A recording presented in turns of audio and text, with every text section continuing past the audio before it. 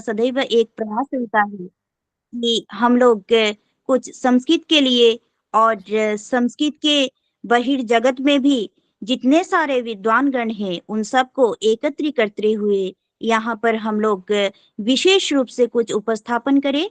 और इसी के चलते ही हम लोगों ने जो एक प्रयास प्रारंभ किया है, आज पहली श्रृंखला है। श्रृंखला में ही हम सर्वप्रथम मैं आप सभी को सादर वंदन, अभिनंदन और नमन करते हैं।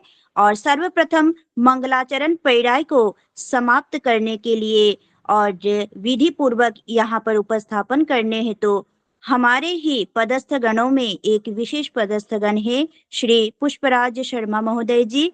हम उनको सादर आमंत्रण करते हैं कि मंगलाचरण विधा को संपन्न करके शुभारंभ करें। ओम नमो नमः। नमो नमः। नमस्ते। ओम श्री गुरु चरण कमलेभ्यो नमः। ओम श्री परमात्मने नमः। ओम गजाननं भूतगणादिसेवितं कपितजम्बूफलचारुभक्षणम् उमासुतं शोकविनाशकारकं नमामि विघ्नेश्वरपादपङ्कजम्। ओम शान्तिः शान्तिः शान्तिः। धन्यवाद। यह संस्कृतांतर वीक्षा की कड़ी 15 सितंबर 2020 से निरंतर चल रही है। इसमें प्रत्येक पक्ष में एक विशेष व्यक्ति को आमंत्रित किया जाता है और उनका साक्षात्कार प्रस्तुत किया जाता है। साक्षात्कार का उद्देश्य यह होता है कि उनके द्वारा संस्कृत एवं भारतीय संस्कृति के संदर्भ में जो कार्य किया गया है, जो किया जा रहा है या जो करिष्यमाण है, जो उन्होंने प्लानिंग की है, इसके बारे में समाज को जानकारी हो और साथ ही साथ उस संदर्भ में जो पारस्परिक सहभाव सहयोग अपेक्षित है उसको पूरा किया जा सके और जो युवा पीढ़ी है वह आगे उससे प्रेरित होकर के संस्कृत और संस्कृति से संबंधित कार्यों को करने का संकल्प ले सके। ये निरंतर कार्य, निरंतर इस तरह की संस्कृतांतर वीक्षा जो है निरंतर चलती रही, जिसमें कि वैदेशिक विद्वानों से लेकर के भारतीय विद्वान तक सभी समवेत रूप से यहाँ पर रहे और निरंतर यहाँ पर उनकी प्रस्तुति हो रही है। इसी क्रम में एक विशेष श्रृंखला आज से प्रारंभ की जा रही है, जिसमें कि जिसका उद्देश्य यह है कि संस्कृत जगत से संदर्भित जो रिसोर्सेज हैं वह ऑनलाइन रिसोर्सेज की आज भरमार हो गई है। एक समय था जब आप उपलब्ध नहीं होता था कोई सामग्री, लेकिन आज जब हम सर्च करना शुरू करें तो असंख्य आपको वेबसाइट्स मिलेंगे, असंख्य इस तरह की रिसोर्सेज पोर्टल मिलेंगे जिसके माध्यम से प्राप्त करते हैं।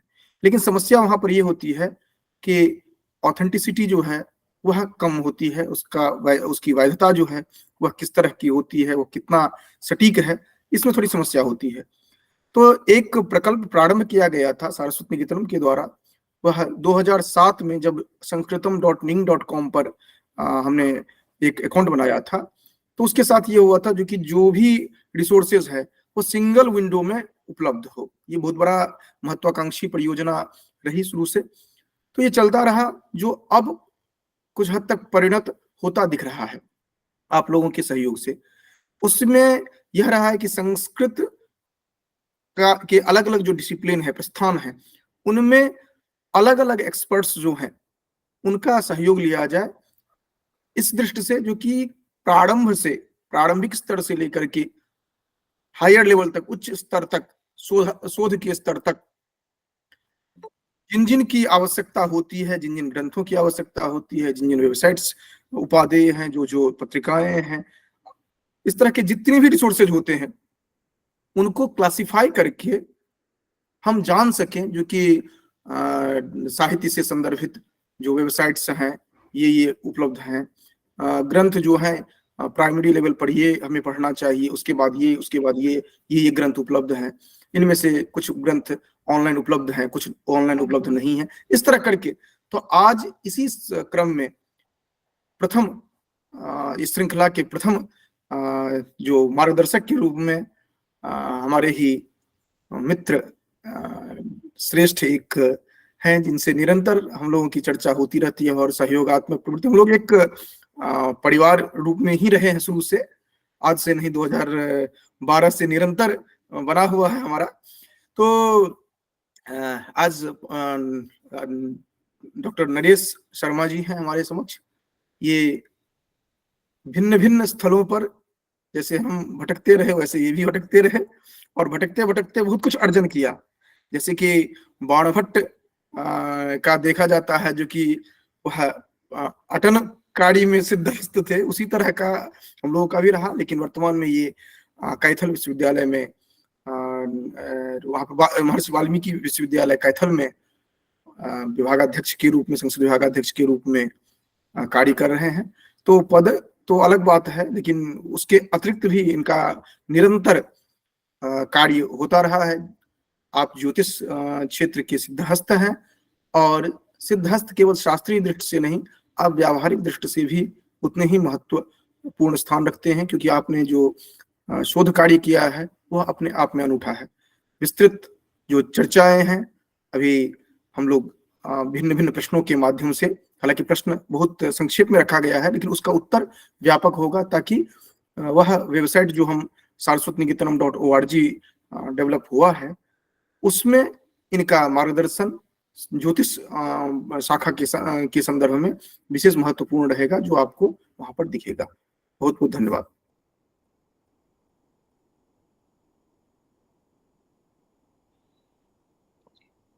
सभी को मेरा नमस्कार। और सर्वप्रथम यहाँ पर एक अतिथि वक्ता के रूप में महोदय जी को मैं प्रणाम करती हूँ। और जैसा कि आज महोदय जी ने और सागरिका जी ने बताया कि यह जो श्रृंखला है संस्कृतांतर वीक्षा की, वो नवीनतम प्रकल्प के साथ आज आगे बढ़ रही है, और जिसमें प्रथम अतिथि रूप में आप यहाँ पर विद्यमान हैं। और जैसा कि कहा भी गया है, षड वेदांगों में ज्योतिषामयनम चक्षुः, तो ज्योतिष जो है वो चक्षु नेत्र मार्गदर्शन का कार्य करता है। तो उसी प्रकार से आप भी इस नवीन जो मार्ग है उस पे हम सभी को दर्शन कराएंगे। तो इसके लिए आपका बहुत बहुत आभार व धन्यवाद। और इसके साथ ही मैं अपनी जो ये संस्कृतांतर वीक्षा में एक जो जिज्ञासा प्रश्न स्थली के रूप में भी यह स्थित है, तो इसमें हम अपनी अपनी जिज्ञासाओं को रखकर उनका शमन भी चाहते हैं, और प्रायः शमन उनका होता है। तो इस श्रृंखला में सर्वप्रथम महोदय जी से मेरा प्रथम प्रश्न है कि आपने ज्योतिष शास्त्र की किन अभिनव विधाओं पर अन्वेषण का कार्य किया हुआ है, और समाज के लिए इसकी क्या उपयोगिता है, उपादेयता है? कृपया आप हम सभी से साझा कीजिए। नमस्कार डॉक्टर विपिन झा जी और दीपिका जी और सागरिका जी और आपकी पूरी टीम, आपको बहुत बहुत बधाई। यह पुनीत कार्य आप प्रारंभ कर रहे हैं, और ज्योतिष नेत्र के रूप में है, नेत्र को आपने प्रथम स्थान दिया, इसके लिए मैं आपकी पूरी टीम का बहुत बहुत धन्यवाद करता हूं। यह जो अभिनव प्रयोग, क्योंकि झा जी को मैं जब भी देखता हूं, क्षणे क्षणे नवताम उपैति तदेव रूपम रमणीयतायाः, यानी रमणीयता वह होती है जो निरंतर आगे बढ़ता रहे। इनको मैं देखता हूं और बहुत मन आह्लादित होता है कि मैं इनका बहुत अंतः संबंध हम लोगों में रहा, और बहुत चर्चाएं हमारी अन्य विषयों पे हुई। अब मैं विषय पे आता हूं। यह जो आपने विषय कहा, मेरा अध्ययन ज्योतिष शास्त्र के 3 स्कंद होते हैं, सिद्धांत, संहिता और होरा। तीनों संहिताओं में मैंने कहीं कहीं कुछ कुछ स्थानों का अध्ययन किया है। अब उन स्थानों में मैं कुछ स्थानों को कहता हूं, जैसे ज्योतिष शास्त्र के लिए कहते हैं काल विधायक शास्त्रम ज्योतिष शास्त्रम, काल को बताने वाला शास्त्र ज्योतिष शास्त्र है।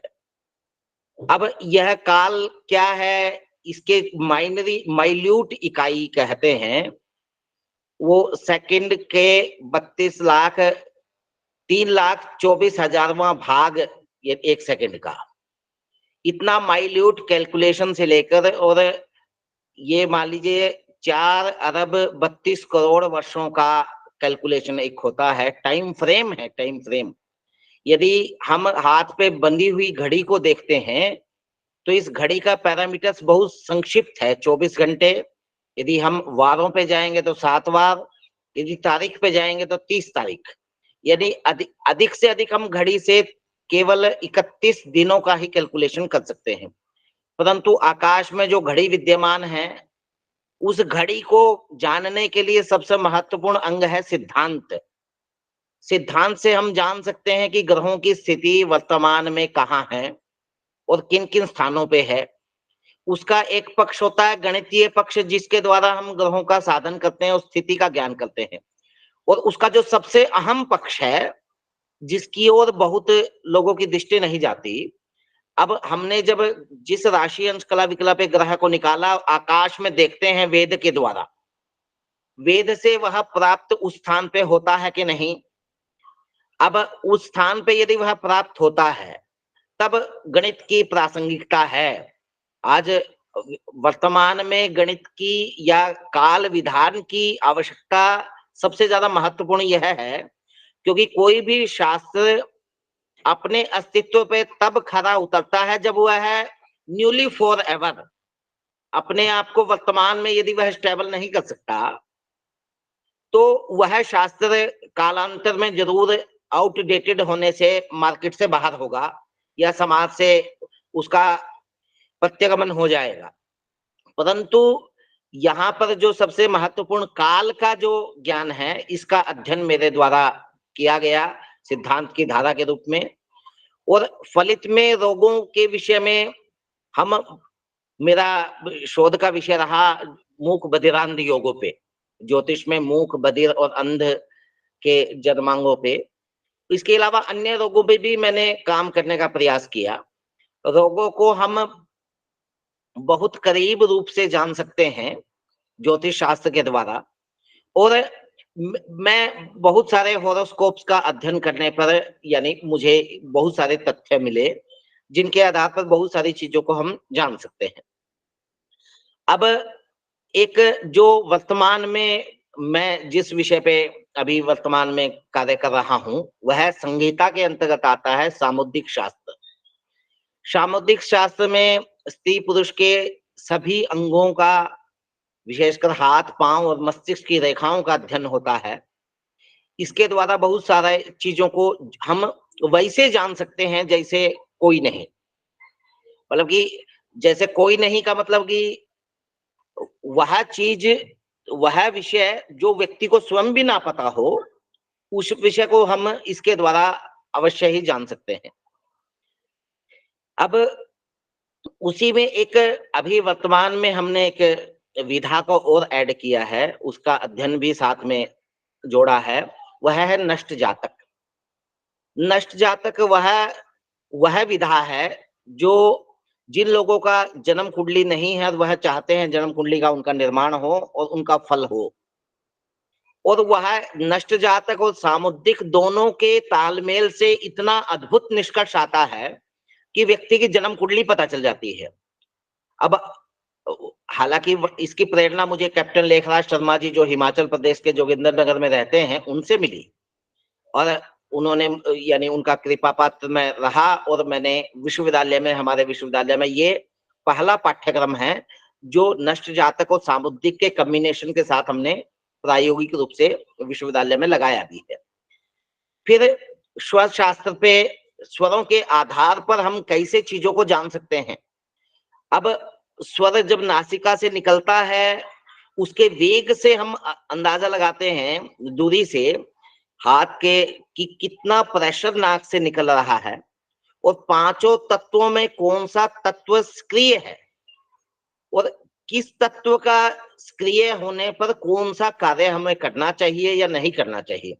व्यवहारिक दृष्टि से बहुत सारी चीजें बहुत महत्वपूर्ण होती है, क्योंकि प्राय मुख्य रूप से नासिका से सूर्य और चंद्र स्वर या इडा पिंगला के रूप में हम लोग इसको जानते, परंतु इसका भी व्यवहारिक पक्ष एक बहुत महत्वपूर्ण है। ये कुछ विषयों का और इसके अलावा वैदिक गणित इत्यादि, क्योंकि मैं अपने आप को ये सौभाग्यशाली मानता हूं कि मेरे जो गुरुजन हैं उन वो यानी इतने ज्योतिष शास्त्र की हर विधा के मर्मज्ञ रहे, तो उनके सानिध्य में बैठकर सुनने का जो मुझे अवसर मिला वही मेरा मतलब ज्ञान राशि है, जो समाज के लिए यदा कदा मैं प्रयास करता हूं कि समाज के लिए वह उपयोगी हो सके। जी जी दीपिका जी, कोई बहुत बहुत धन्यवाद महोदय जी। और आप ज्योतिष शास्त्र की इतनी नवीनतम विधाओं पर काम कर रहे हैं, जहाँ प्राय सामान्य जो व्यवहार में हम लोग प्राय केवल हस्त मिलन जो रेखाएं रहती हैं अपनी जन्म कुंडली इत्यादि तक ही सीमित समझते हैं, उससे भी आगे रोग निवारण में। और आपने जैसा बताया सामुदायिक शास्त्र के लिए, काल के लिए, नष्ट जातक, जो कि कुछ समय पहले ही मुझे भी ये सुनने में आया था, तो जानकर अच्छा लगा इसके बारे में कि कम से कम जिन लोगों के अपने बारे में, अपना जो समय इत्यादि के बारे में यदि उन्हें नहीं ज्ञात है, वे भी अपने भविष्य के बारे में अवगत हो पाते हैं। तो आप इतनी नवीनतम विधाओं के साथ कार्य कर रहे हैं और हम सभी उससे आगे भी लाभान्वित होते रहेंगे।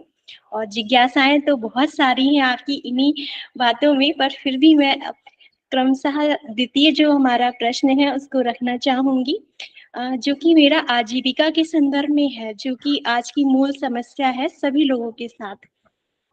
तो महोदय जी, आजीविका के संदर्भ में मैं पूछना चाहती हूँ कि जो ज्योतिष परक शोध हेतु भारतीय एवं जो वैदेशिक संस्थानों पर आप थोड़ा सा उनका विवरण हम सभी को बताएं, ताकि जो शोधार्थी हैं वे इससे लाभान्वित हो सके इन नवीनतम विधाओं से भी। कृपया हम सभी के साथ साझा कीजिए। देखिए, आपका जो प्रश्न है बहुत प्रासंगिक है और आपकी ही नहीं राष्ट्रीय शिक्षा नीति की भी वहां पर दृष्टि जाती है, क्योंकि शिक्षा शिक्षा या शिक्षा सा नियुक्त ये पहले या शिक्षा सा विमुक्त ये था, परंतु आज वर्तमान में हो गया यदि रोजगार नहीं है तो वह शिक्षा प्रोडक्टिव नहीं मानी जाएगी। इसीलिए स्किल इन्हेंसमेंट के कोर्स विश्वविद्यालय ने सभी जगहों के लिए कहा है। इसीलिए 3-3 क्रेडिट के 3 पाठ्यक्रम स्नातक स्तर पर हर विश्वविद्यालय को पढ़ाना ही होगा, ये अनिवार्य रूप से कर दिया गया है। अब ज्योतिष के प्रसंग में आपका प्रश्न है, इसीलिए ज्योतिष के प्रसंग में कहता हूं, अब अमेरिका का पूरा फाइनेंस इकोनॉमी का 30% केवल धर्म प्रभावित करता है। धर्म में पूजा पाठ, पौरोहित्य कर्म और एक बहुत बड़ा हिस्सा ज्योतिष का आता है। अर्थात यदि अमेरिका को, क्योंकि हम लोग सबसे विकासशील देश का ही उदाहरण लेते हैं, और भी बहुत सारे देशों में ज्योतिष के बहुत सारे इंस्टीट्यूट हैं सीखने के लिए, सिखाने के लिए, लोगों का मार्गदर्शन करने के लिए, क्योंकि काउंसलिंग बहुत आवश्यक होता है। यदि हमको अपनी क्वालिटी का, अपने गुणों का और दोषों का यदि हमको ज्ञान हो जाए तो हमारा काम बहुत आसान हो जाता है। वस्तुतः ऐसा नहीं है कि हम विरुद्ध दिशा में चलकर कोई चीज प्राप्त नहीं कर सकते, क्योंकि हठ योग से हम कुछ भी प्राप्त कर सकते हैं, परंतु यदि हमारी दिशा अनुकूल होगी तो हम कम समय में ही अधिक चीजों को लाभ कर सकते हैं, अधिक चीजों का। आज कोई भी टेलीकॉम कंपनी है जहां पर ये बहुत सारे जगहों पर टेलीकॉम कंपनियों में एस्ट्रोलॉजी का परामर्श का एक, वो अलग बात है कि वहां कितने विशेषज्ञ लोग होते हैं, वो एक अन्यथा विषय है, क्योंकि मैं मानता हूं कि जिस विषय की डिमांड समाज में होती है उसमें खिड़कियों के साथ, हवा के साथ, खिड़कियां खुली होने पर हवा के साथ धूल भी आती है, तो यह उस हवा के भी वैशिष्ट्य को बताता है। तो यानी विशेषज्ञ लोगों के परामर्श से बहुत लोग अपना जीवन निखारते हैं। और रही बात, एक बहुत बड़ा मतलब कि इसमें स्कोप है मोबाइल एप्लीकेशन। वर्तमान में क्योंकि इजी गोइंग चाहते हैं हर कोई, तुरंत ही हर चीजें चाहते हैं, मोबाइल की उसमें बहुत सारी एप्लीकेशन हैं। उन एप्लीकेशन का सहारा लेकर वह अपना बहुत चीजों को जान सकता है। यह भी एक रोजगार का आयाम है। मुहूर्त इत्यादि को जानकर, मुहूर्त को क्यों जानना अनिवार्य है?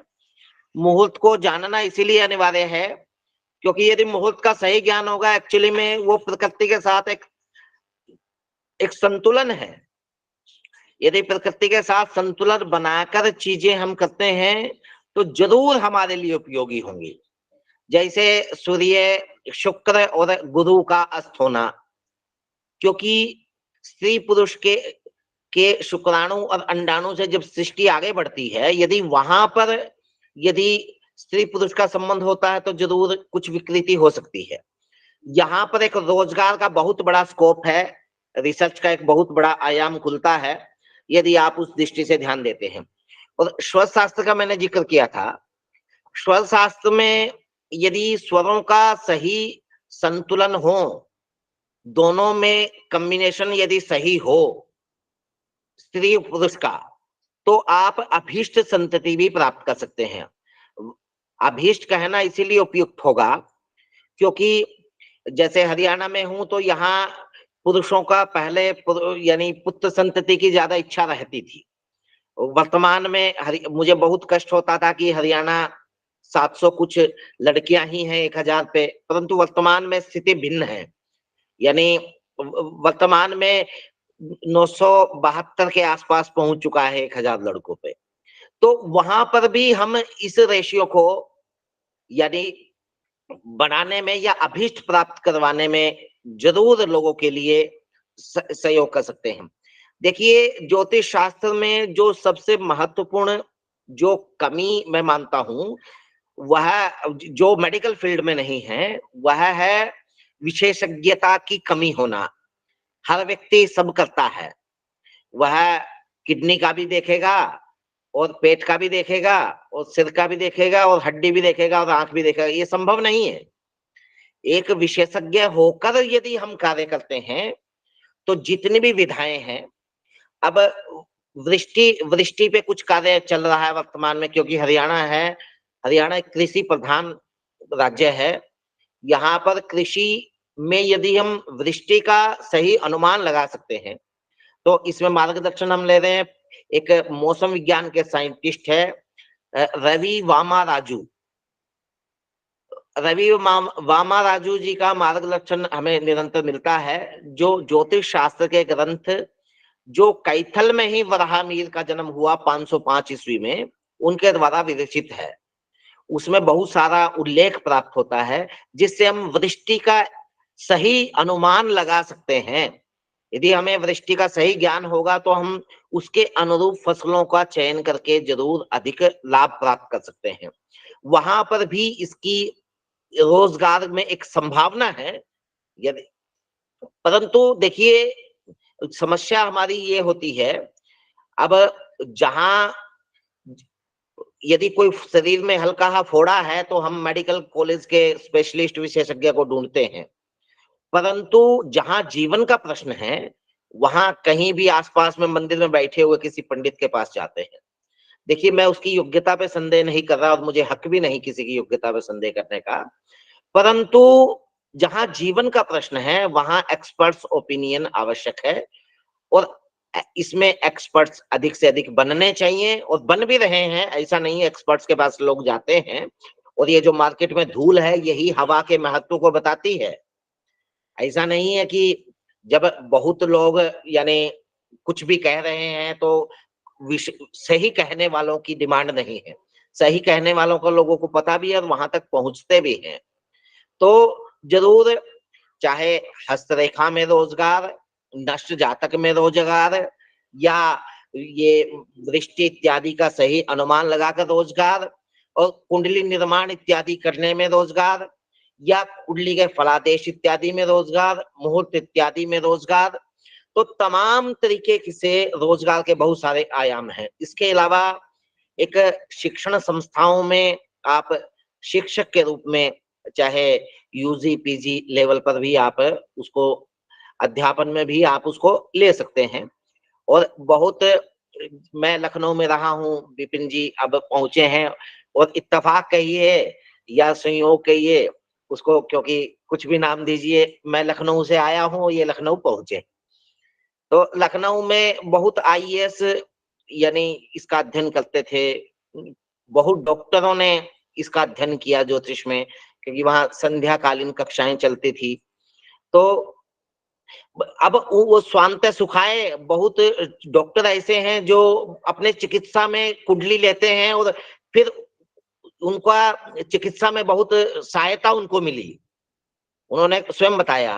और अमेरिका में और फ्रांस में सबसे ज्यादा केवल अंगूठे को देखते हैं, और अंगूठे को देखकर एक नस को निकालते हैं। अंगूठे का फिंगरप्रिंट्स देखेंगे, यदि उन्हें लगता है कि वह उस तरह की कंडीशन है, पैरालाइज को प्रेडिक्ट करते हैं वो, या ब्रेन हेमरेज को प्रेडिक्ट करते हैं, उस नस को निकाल देंगे तो फिर पैरालाइज नहीं हुआ। तो वहां पर भी एक रोजगार का एक बहुत बड़ा आयाम है। और कैप्टन लेखराज शर्मा जी तो यानी अद्भुत चमत्कारिक व्यक्ति हैं, उनके यूट्यूब इत्यादि पे बहुत वीडियो आपको मिल जाएंगे। मात्र 1 मिनट से कम समय में ही वह व्यक्ति का हाथ देखकर डेट ऑफ बर्थ टाइम निकाल देते हैं। औरों का ही नहीं, मेरा भी उन्होंने बताया है। मैं आश्चर्यचकित वैसे ही हूं जैसे आप सुन के होंगे, मैं अनुभूत करके हूं। देखिए, रोजगार के बहुत आयाम मैं कह दूंगा, बहुत बहुत ऐसे होंगे जो बच जाएंगे। यह एक मतलब संक्षेप में कहा जा सकता है, परंतु संक्षेप में कहना संभव नहीं है, क्योंकि न जाने कितने ऐसे स्थान हैं। जैसे वास्तु भवन निर्माण में इसकी क्या उपयोगिता है। केवल यानी भवन ऐसा होना चाहिए कि हर दृष्टि से सहूलियत हो। अब आप केवल बेड के नीचे चारपाई होती थी, अब बेड होते हैं। बेड में तमाम तरीके का सामान भी हमारा भरा होना चाहिए। अब जबकि जहां हम शयन कर रहे हैं उसके नीचे तो केवल तांबे के लोटे पे जल रखा जाता था सिराने पे, ताकि हमारा मस्तिष्क उस तरह के सकारात्मक ऊर्जाओं को ले सके। और एक विषय और मैं स्पष्ट करता हूं, जिसपे मेरा अभी अध्ययन प्रारंभ है, रिग्रेशन।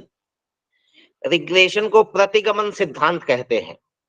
रिग्रेशन का मतलब होता है आपको रिग्रेट करके जब आप पैदा हुए तब तक ले जाना, तब तक की, फिर उसके बाद आपके पूर्व जन्म की यात्रा, उसके पूर्व जन्म की, तब तक की यात्रा, जब तक आप समस्या को जान नहीं जाता। यदि आपका सब्जेक्ट है कि नौकरी क्यों नहीं मिल रही, क्योंकि कर्म तो बीज है। जब बीज कर्म है तो फल भी बीज के अनुरूप ही होगा। यदि हमने कर्म में पूर्व जन्म या उससे पूर्व जन्म में कुछ ऐसा कर्म किया है, इस पे बहुत सारा स्कोप है। और दिल्ली में बहुत सारे लोग काम कर रहे हैं इस पे। लगभग 50 से अधिक इंस्टीट्यूट हैं दिल्ली में जो रिग्रेशन पे ही काम कर रहे हैं। और रिग्रेशन के सबसे बड़े खिलाड़ी थे, पंडित थे महाभारत में भीष्म पितामह। भीष्म पितामह को ये सिद्ध हस्ता थी कि वह अपने गत 100 जन्मों में जा सकते थे। जब श्री कृष्ण से उन्होंने पूछा कि मुझे क्यों ऐसा मतलब कि दंड मिला है, मैंने तो 100 जन्मों तक ऐसा कोई कर्म नहीं किया कि मुझे इस तरह का पीड़ा होनी चाहिए। परंतु वासुदेव ने फिर उनका रिग्रेशन करवाया था, श्री कृष्ण ने।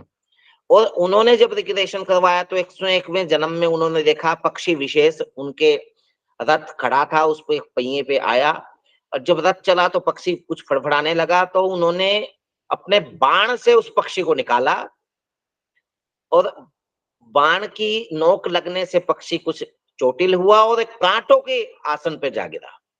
अब सोचिए 101वें जन्म पर जाकर उसको फल मिला। मैं कहता हूँ भूल जाइए पूर्व जन्म की, क्योंकि बहुत ऐसे दर्शन हैं जो पूर्व जन्म की सत्ता नहीं मानते। इस जन्म में भी हमें तुरंत क्लिक होता है कि यह मुझे फल क्यों मिला, चाहे वो सुफल हो या कुफल हो। तो ये एक अपने आप में एक बहुत बड़ी विधा है जिसपे जरूर, यानी रोजगार के बहुत सारे प्रोस्पेक्टिव्स हैं, जिससे हम लोगों को समस्या जैसी है समाधान भी वैसा ही करना पड़ेगा। यदि हमने किसी का चारपाई छीना है तो चारपाई दिए बिना हमें चैन नहीं मिल सकता। तो ये बहुत एक महत्वपूर्ण विषय है जिस पर निरंतर काम हो रहा है। रोजगार का एक बहुत बड़ा स्कोप यहाँ पर खुलता है, जो ज्योतिष के मतलब कि सराउंडिंग में आता है। क्योंकि लग्न से पंचम पूर्व जन्म और पंचम से नवम तक वर्तमान और नवम से और लग्न तक ये भविष्य के संबंधित चीजों को हम जानते हैं, कैलकुलेट करते हैं। तो दीपिका जी, आपका यह प्रश्न बहुत, यानी जरूर मैं उत्तर थोड़ा सा जरूर लंबा दिया होगा, तब भी संक्षेपात संक्षेपम मानिए इसको भी, क्योंकि संभव नहीं है उतना मतलब कम समय में। जी महोदय जी, और मैं खुद भी आश्चर्यचकित हूँ कि मतलब इतने विस्तार के साथ में, इतनी संक्षेप में आप विस्तार को आप इतना संक्षेप में कैसे बताया जा सकता है। मैं खुद विस्मित हूँ, और इतने नवीन नव प्रकल्प आपने बताए कि शायद मैं खुद भी उन कई प्रकल्पों से अनभिज्ञ हूँ। और यहाँ हमारे साथ कई श्रोतागण जुड़े हुए हैं, कई अन्वेषक जुड़े हुए हैं, उनके लिए कितना लाभकारी होगा। और ये सुनकर ही मैं बहुत ज़्यादा आह्लादित हूँ कि यहाँ पर आप उपस्थित हुए, और हम सभी के हमारे केवल जिज्ञासा का प्रशमन ही नहीं हुआ है, बल्कि इस जिज्ञासा के प्रशमन के साथ-साथ न जाने कितनी जिज्ञासाएँ और खड़ी हो गई हैं। पर समय की अपनी एक मर्यादा है, और मैं उस मर्यादा में ही रहकर अपना कार्य करना चाहूँगी। आपसे इस विषय पर अधिक विस्तार से फिर कभी चर्चा होगी। और आपने जितने भी नवीन प्रकल्प बताए हैं, अच्छा है कि आगे अधिकतरगण उन प्रकल्पों के साथ बढ़ें। केवल आजीविका की ही बात नहीं है, हम अपने जीवन में समाज के लिए क्या दे पा रहे हैं, मैं मानती हूँ वो सबसे ज़्यादा मायने रखता है। इसी के साथ आपका बहुत-बहुत आभार, बहुत-बहुत धन्यवाद। सादर वंदन गुरुवर, और हम सब सौभाग्यशाली है कि आज आपके साथ प्राप्त हुआ है। और मैं तो जो आदरणीय का जी का जो प्रश्न है, उस प्रश्न के समाधान हेतु आपने जिस तरह से उपस्थित पढ़ रखा है, उसको सुनते ही मैं अत्यंत भाव विभोर होती हूँ। और सत्य वचन इस तरह से यही बात मैं बोलना चाहूंगी कि जिस तरह से आकाश में ग्रह नक्षत्र का एक चित्र देखा जाता है, जिस तरह से इस संसार में, इस पुण्य भूमि पर आपका भी एक विचित्रता, वैचित्रता और परम विद्वत्ता यहाँ पर देखने को मिलता है। और हम सब अत्यंत आह्लादित है। और इसी के साथ में प्रश्न श्रृंखला को आगे बढ़ाते हुए अपना भी एक प्रश्न यहाँ पर रखना चाहूंगी। तो गुरुजी, सर्वप्रथम मैं ये पूछना चाहती हूँ कि हम सब जानते हैं कि ज्योतिष के बहुत सारे ग्रंथ उपलब्ध है, या फिर मान लीजिए शास्त्र कह लीजिए, वो भी उपलब्ध है। यदि कोई ज्योतिष शास्त्र अध्ययन करना चाहे तो प्राथमिक स्तर पर किन ग्रंथ को आधार स्वरूप अध्ययन करना है, इस बात पर कृपया साझा कीजिए, ताकि आगे चलकर जो हम जितने सारे अनभिज्ञ है ज्योतिष क्षेत्र में, हम सबको मार्गदर्शन प्राप्त हो। प्रणाम। जी मोहन। आपका प्रश्न बहुत उपयोगी है, क्योंकि यह ज्योतिष के प्रति जिसकी भी जिज्ञासा रहती है उसका यह सहज प्रश्न रहता है। क्योंकि कहाँ से पढ़े और क्या पढ़े, यदि सिस्टमैटिक तरीके से हमने नहीं पढ़ा तो बहुत बार हमारे मस्तिष्क में कुछ ऐसा जम जाता है जो निकालना बहुत मुश्किल होता है। क्योंकि कोरे कागज पर लिखना बहुत आसान है, परंतु जिस कागज पर कुछ लिखा जा चुका है उसको मिटाकर नया लिखना बहुत यानी वैसा लिखा भी जाएगा कोई कहा नहीं जा सकता, बहुत साधना उसमें अपेक्षित होती है। देखिए 3 स्कंधों में जो व्यवहारिक दृष्टि से यदि ज्योतिष का जो व्यवहारिक पक्ष है वह है कुंडली निर्माण। यदि कुंडली निर्माण के संबंध में यदि बात करें तो कुंडली निर्माण में एक विंध्येश्वरी प्रसाद जी का एक ग्रंथ है जन्म पत्र दीपक और एक जन्म पत्र विधान। यह 2 ग्रंथों के साथ एक आचार्य केशव हुए हैं, उन्होंने जातक पद्धति नाम का एक ग्रंथ लिखा है। ये इन ग्रंथों का के बाद भारतीय कुंडली विज्ञान मीठालाल हिम्मतलाल ओझा का, इन ग्रंथों के अध्ययन से कुंडली निर्माण में व्यक्ति दक्ष हो सकता है। अब यदि वह वर्ष प्रवेश जिससे 1 वर्ष का अध्ययन करना संभव होता है, यदि उसके बारे में जानना चाहता है तो एक अनंत दैवज्ञ के सुपुत्र हुए हैं नीलकंठ आचार्य, उन्होंने ताजिक नीलकंठी नाम का एक ग्रंथ लिखा है और भी ताजिक भूषण, लेकिन ताजिक नीलकंठी मुझे लगता है कि वर्ष प्रवेश निर्माण करने के लिए बहुत लाभकारी है। और उसी प्रकार जिन जातकों का जन्म कुंडली के संबंधित जानकारी नहीं है वह नष्ट जातक का अध्ययन करने के लिए मुकुंद बल्लभ मिश्र का नष्ट जातक का अध्ययन कर सकते हैं, परंतु वह गंभीर अध्ययन होने पर भी आप उसको समझ पाएंगे। इसी प्रकार प्रश्न लगन के लिए आप ये षट पंचाशिका और भाव प्रकार ये भुवन दीपक, यह 2 ग्रंथों के अध्ययन से प्रश्न निर्माण करने की विधि में सक्षम हो जाएंगे और फल प्रश्न निर्माण के फल में भी। अब कुंडली बनाना आ गया है, बहुत लोगों को कुंडली बनाने की आवश्यकता ही नहीं है, कहते हैं कि नहीं मोबाइल से मिल गया है तो फल ही चाहिए हमको, कुंडली तो चाहिए नहीं, बीज से हमको मतलब नहीं है, हमको क्यों किसान क्यों बना रहे हैं, हमको तो फल चाहिए। तो उस स्थिति में आप कुछ जो प्रोफेसर उमाशंकर शुक्ल जी संपूर्णानंद संस्कृत विश्वविद्यालय के विभागाध्यक्ष भी रहे और बहुत दिव्य आत्मा है, तो उनके मुख से जो निकला वो मैं कहता हूं। उन्होंने कहा कि लघु पाराशरी ग्रंथ का प्रथम अध्ययन करें। लघु पाराशरी पाराशर मुनि का लिखा हुआ प्रथम एक बहुत प्रारंभिक स्तर का ग्रंथ है और साथ में लघु जातक ग्रंथ का भी अध्ययन कर सकते हैं।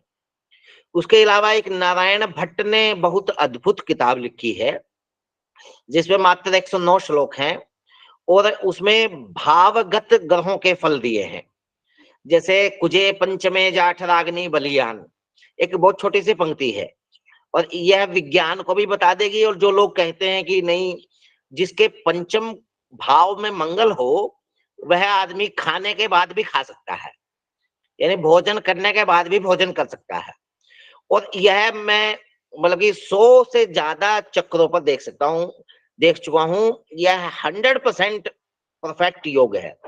अब बताइए इससे बड़ा क्या मेडिकल साइंस भी हमको मिलेगा।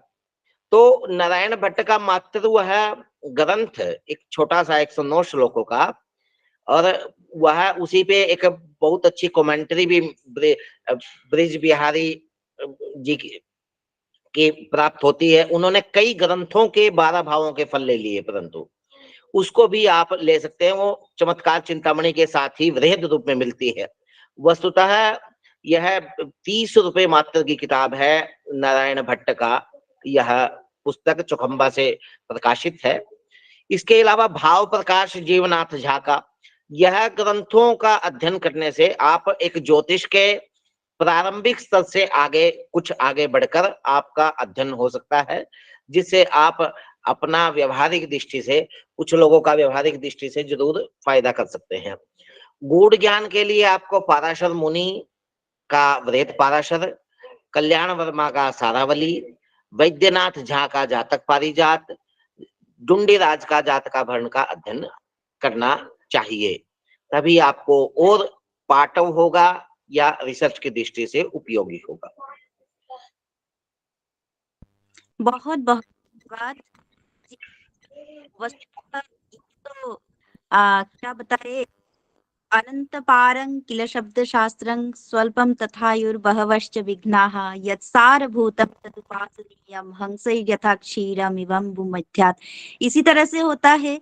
तो सारभूत के रूप में हम लोग अगर जानना चाहते हैं, ज्योतिष में डुबकी लगाना चाहते हैं, तो फिर इन ग्रंथों को हम अपना जो एक यष्टि के रूप में, जैसे कि अंधों की यष्टि के रूप में जिस तरह से एक सहारा होता है, उसी तरह से हम लोग सहारा मानकर ही इन ग्रंथों का अध्ययन कर सकते हैं। तो फिर अवश्य ही हम लोग के कुछ जितना भी हो सके, एक बूंद भी हो तो भी हम लोग कुछ वहां पर प्रवेश के लिए हम लोग प्रयास कर सकते हैं, साहस भी कर सकते हैं। बहुत बहुत धन्यवाद गुरुजी।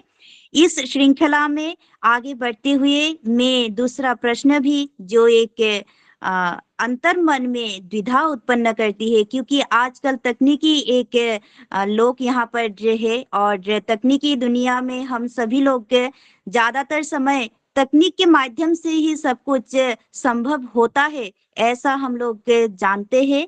और तकनीकी माध्यम से ही यदि कोई कुछ पढ़ना चाहते हैं या फिर स्रोत एक होता है, क्योंकि अध्ययन आजकल तकनीकी ही हो चुकी है, तो इसलिए यहाँ पर मैं जानना चाहती हूँ कि ज्योतिष शास्त्र के शास्त्रीय तथा तकनीकी पाठ्य स्रोत अथवा उत्स कौन कौन से हैं? कृपया इस विषय पर साझा कीजिए गुरुजी। और इसी समय मैं एक सूचना भी देना चाहती हूँ कि यदि किसी को कोई प्रश्न यहाँ पर रखना है तो फिर कृपया संदेश के माध्यम से प्रश्न को उपस्थापन कीजिए, यथासंभव गुरुजी उसका शमन करेंगे। धन्यवाद। यहाँ एक और सूचना है कि ये 9 बजे से पहले पहले हमें इसे संपूर्ति की ओर ले जाना होगा, क्योंकि 9 बजे से यूजीसी की कक्षा जो है वो यथावत है, तो प्रयास करेंगे 8:55 से 9 के बीच में संपूर्ति हो जाए। जी जी जी गुरुजी।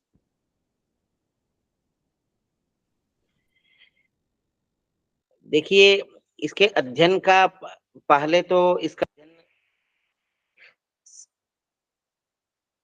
आवाज आ रही है जी? जी अब आ रही है।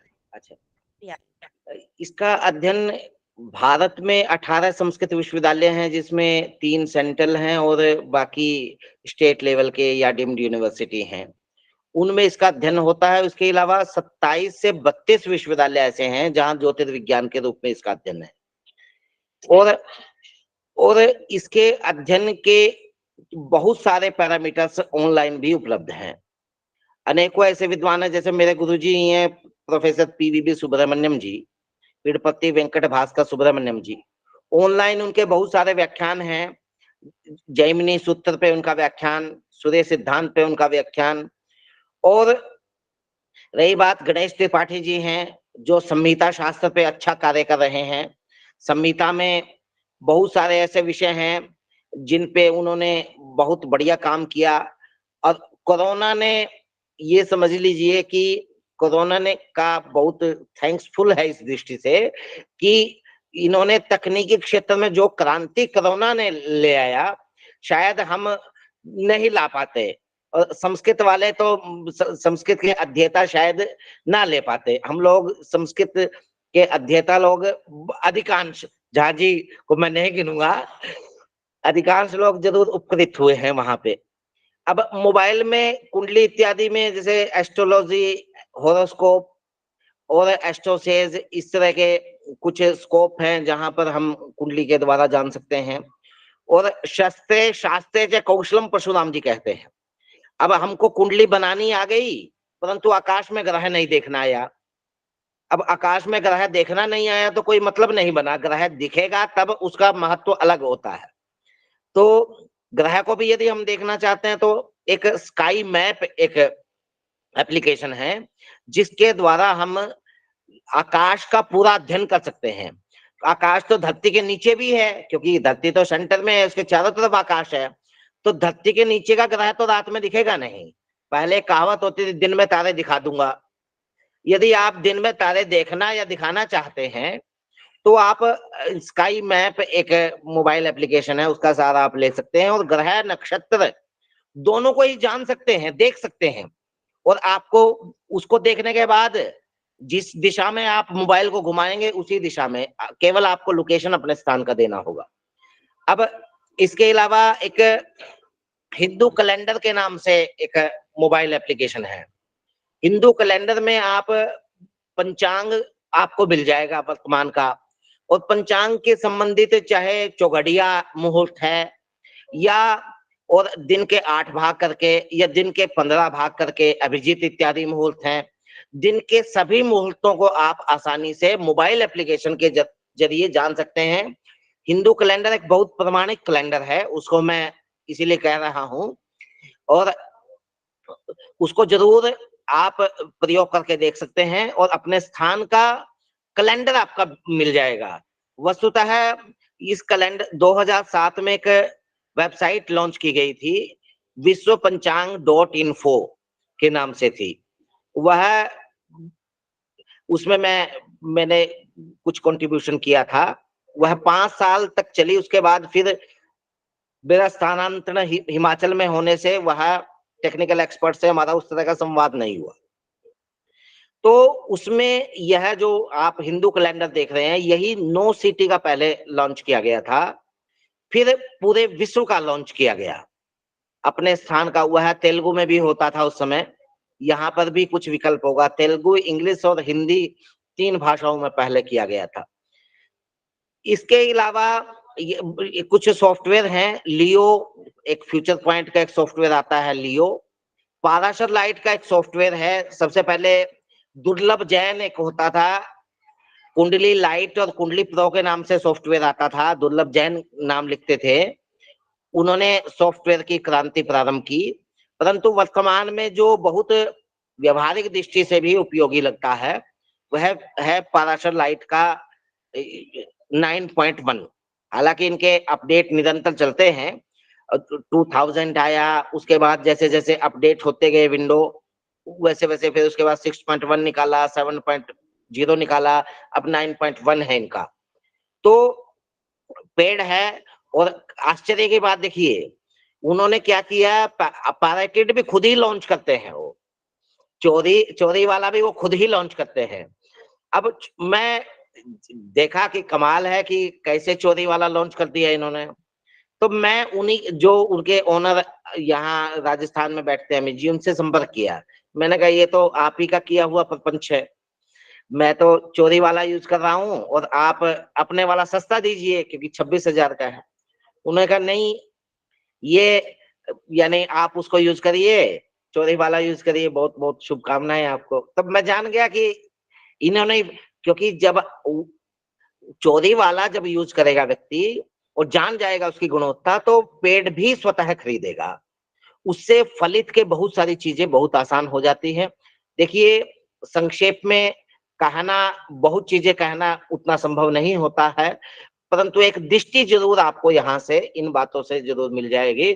और इसके लिए मैं डॉक्टर विपिन झा जी का और डॉक्टर दीपिका जी का, डॉक्टर सागरिका जी का और जितने भी जिज्ञासु जुड़े हैं उन सभी का बहुत बहुत धन्यवाद करता हूँ कि मुझे ये प्रथम अवसर ही मुझे दिया गया, और ये आपका इस स्नेह के लिए मैं आपके प्रति कृतज्ञता भी निवेदित करता हूँ। यदि और कोई जिज्ञासा है तो कहें, मेरा व्हाट्सएप नंबर झांझी दे देंगे, उसके माध्यम से भी आप लोग कुछ जिज्ञासाएं अपनी रख सकते हैं। और एक चीज और मैं कहना चाहता हूं, मात्र 1 मिनट में ही कर लूंगा। देखिए, ग्रंथ नहीं होने से यदि कोई नहीं पढ़ पाया तो यह जिस व्यक्ति के पास ग्रंथ है उसके लिए बहुत बड़ा अपराध है। आपके पास ग्रंथ है और उसी ग्रंथ की वजह से अन्य कोई नहीं पढ़ पाया। इसीलिए हमने एक पुस्तकों का महासागर एक समूह प्रारंभ किया, जिसमें केवल पीडीएफ, आप नाम डालिए, पीडीएफ प्रयास करते हैं हम, ये उसको कुछ मिनटों में, सेकंडों में भी प्रयास कई बार हुआ है कि भेज दिया गया ग्रंथ। और मैं रात भर जाग के मैंने 3-4 ग्रंथों का पीडीएफ बनाकर भी अपने ग्रंथों का भेजा है। तो जरूर हमको सहयोग करना चाहिए। और जहाँ जी इतना पुनीत कार्य कर रहे हैं, इसके उत्सवों को खोजने का प्रयास कर रहे हैं, शास्त्रीय उत्सव का, इसके लिए बहुत बहुत मैं समाज की तरफ से आपके प्रति धन्यवाद विनिवेदित करता हूँ। कोटिशत धन्यवाद करते हुए मैं अपने प्रश्न को, जैसे कि एक उद्धार होता है, प्रश्न स्थापन तो होना आवश्यक ही है, और जितना प्रश्न स्थापन होगा उतना ही समाधान भी होगा, और नए नए विचारधाराओं का उपगमन भी हो सकता है। तो इसलिए आज यद्यपि समय का अभाव भी है और अभी तक के यहाँ पर प्रश्नोत्थापन किसी का नहीं हो पाया है, तो इस श्रृंखला को हम यहीं पर विराम देते हैं, प्रश्न श्रृंखला को।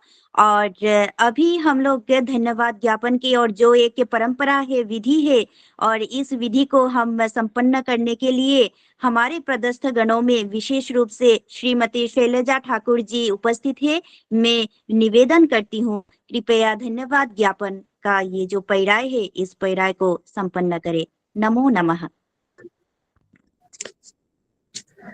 आप सभी का मेरा सादर प्रणाम। मैं शैलजा ठाकुर बिहार प्रांत से आप सभी का धन्यवाद ज्ञापन करने के लिए उपस्थित हुई हूँ।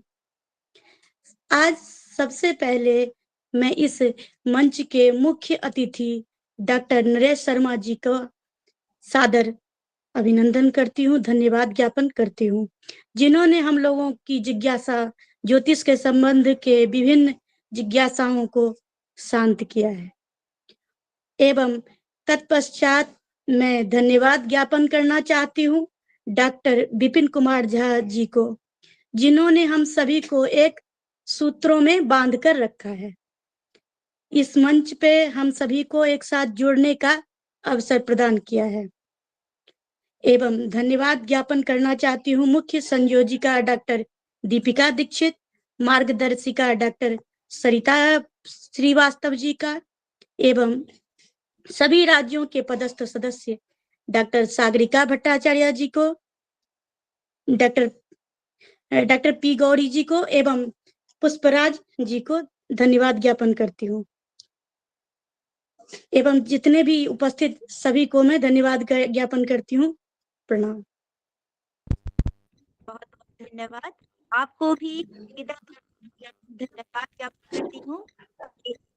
पैराय अत्यंत विशेष होता है हर कार्यक्रम के लिए, और इस पैराय को आपने बहुत अच्छी तरह से संभाला और साधित भी किया, इसलिए आपको भी हृदय तल से हार्दिक धन्यवाद ज्ञापन करती हूँ। और अंत में जो समाप्ति, कार्यक्रम की समाप्ति है, परंतु हमारे जीवन यात्रा में जो एक ज्ञान परंपरा है उसकी समाप्ति नहीं है, परंतु ये एक औपचारिकता रहती है, इसलिए हम सब अभी समाप्ति की ओर चलते हैं। और इस श्रृंखला को समाप्त करते हुए शांति पाठ विधा को यहाँ पर संपन्न करने के लिए मैं हमारे पद गौरी, ओम नमो नमः। नमस्सभाये, सबको मेरा प्रणाम। सर्वे भवन्तु सुखिनः, सर्वे सन्तु निरामयाः, सर्वे भद्राणि पश्यन्तु, मा कश्चित् दुःखभाग् भवेत्। ओम शांति शांति शांति। कृष्णार्पणमस्तु।